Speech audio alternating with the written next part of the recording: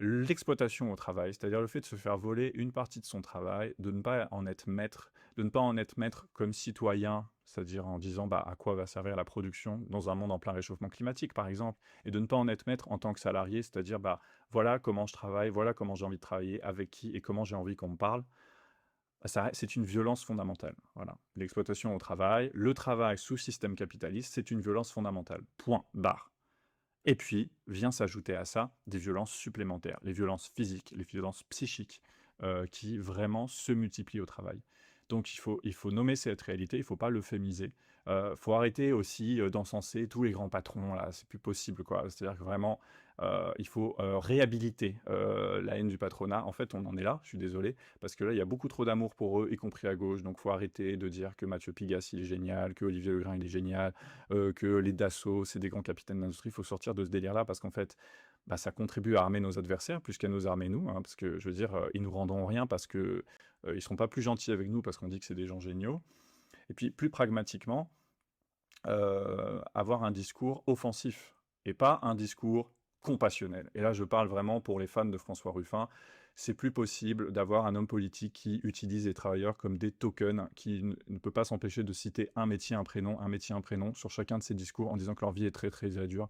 En fait, on n'a plus envie d'être considérés comme des victimes innocentes. Ce qu'il faut, c'est qu'on se réarme. Et pourquoi il faut se réarmer? Parce qu'en fait, le travail, c'est tout ce qu'on a pour nous opposer au capital entre autres choses qu'on peut avoir, mais notamment, c'est quand même un énorme atout. Donc en fait, le lieu de travail, bah, c'est un lieu de vie dans lequel il peut se passer beaucoup de choses et qui est assez stratégique de reprendre en main. Moi, je suis vraiment d'accord avec Frédéric Lordon quand, dans cet entretien sur le site hors-série, le média hors-série avec Jean-Luc Mélenchon, il dit que vraiment, le candidat qui parlera de ce qu'est la galère, ce qu'est la chienlit du travail à l'heure actuelle, ça sera vraiment le candidat qui va gagner. Je suis absolument d'accord avec lui. Je trouve que ce n'est pas encore assez fait. Et j'espère vraiment que la France insoumise va s'en emparer, vraiment très urgemment. Mais ma réflexion, elle s'arrête pas là, et la réflexion de Frustration Magazine non plus. C'est-à-dire qu'en fait, historiquement, il a jamais suffi qu'il y ait un candidat de gauche qui gagne pour que le camp des travailleuses et des travailleurs et que la galère du travail ne soit plus celle-ci. En fait, historiquement, ce qui a toujours permis soit d'accompagner ce mouvement, soit de contraindre d'autres types de gouvernements d'ailleurs à prendre en compte bah, nos intérêts, notamment notre santé, c'est bien une organisation collective. Et sur ce plan-là, le bilan, il est mauvais. Voilà, le bilan, il est mauvais. Les organisations syndicales, elles font ce qu'elles peuvent, mais au niveau national, et notamment sur tous les sujets que j'ai mentionnés jusqu'à présent, pourquoi on ne les entend pas tout le temps? Sur la question de la mortalité des jeunes, par exemple, sur la question de la souffrance psychique. Comment ça se fait qu'elle ne monte pas toujours au créneau? Comment ça se fait que dès qu'il y a une entreprise où on sait qu'il y a un cas de maltraitance, dès qu'il y a un jeune qui est mort, pourquoi il n'y a pas un rassemblement juste après? Bah ça, parce qu'on manque d'organisation. Parce que peut-être que les organisations syndicales sont plus prévues pour faire ce dont je parle, en fait, ce qu'il faudrait faire. Ce pourquoi elles ont été conçues, soit dit en passant, au 19e siècle. Mais bon, de toute évidence, ça donne à changer. Alors prenons ça en compte, hein, et essayons de réunir sous une même bannière toutes ces initiatives qui foisonnent en ce moment et qui vraiment sont adaptées aussi à toute une nouvelle population qui constitue le salariat et le non-salariat, c'est-à-dire les indépendants, les auto-entrepreneurs, les chômeuses, les chômeurs, les gens qui se font harceler administrativement par ce qui était avant la sécurité sociale, mais qui devient de plus en plus vraiment des entreprises de déstabilisation des individus en échange de quelques deniers. Bon, bah, toutes ces personnes-là, en fait, qui sont orphelines d'une organisation collective, parce que, en fait, les syndicats, sous leur forme classique, hein, peuvent être très focalisés sur un certain nombre de secteurs clés, où ils sont encore forts, et puis sur un certain nombre de populations, on va dire, qui va être plus âgée dans les entreprises, qui va être plus mobilisée sur certains sujets, notamment de partage des richesses, de primes, d'avancement, de carrière, etc. Il faut continuer à le faire. Il n'y a pas de souci. Par contre, ce qu'il nous faut, c'est une organisation collective forte dont le slogan pourrait être franchement, tu n'es pas seul, quoi.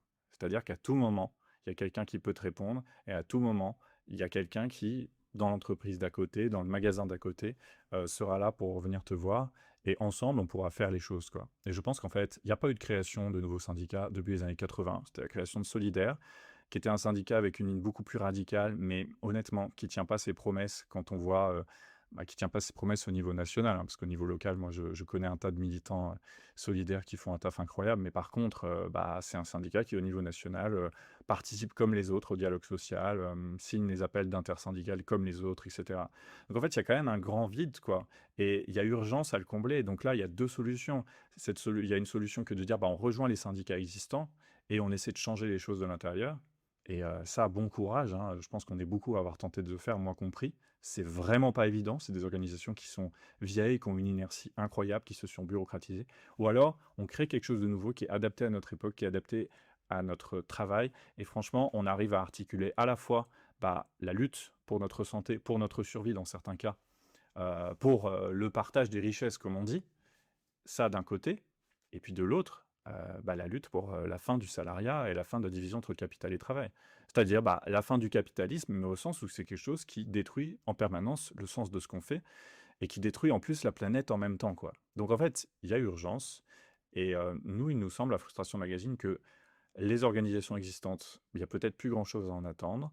Les partis politiques, il y en a un, hein, qui est susceptible de gagner les élections à gauche et de changer la donne, mais tout seul, il ne changera pas la donne au travail s'il n'y a pas derrière une organisation collective massive, qui peut faire en sorte que les éventuelles avancées qui l'ouvrent, derrière, il y a des gens qui s'en emparent, hein. Je rappelle toujours, mais vous êtes sans doute beaucoup à le savoir, qu'en 1936, hein, le Front populaire, donc cette alliance hétéroclite de partis de gauche qui a duré assez peu de temps en fait, hein, en fait, il s'est fait dépasser, par sa gauche, par, les ouvrières et les ouvriers qui occupaient les usines et qui faisaient une grève générale, et qui ont obtenu finalement un accord encore plus favorable que le programme initial, de ce Front populaire.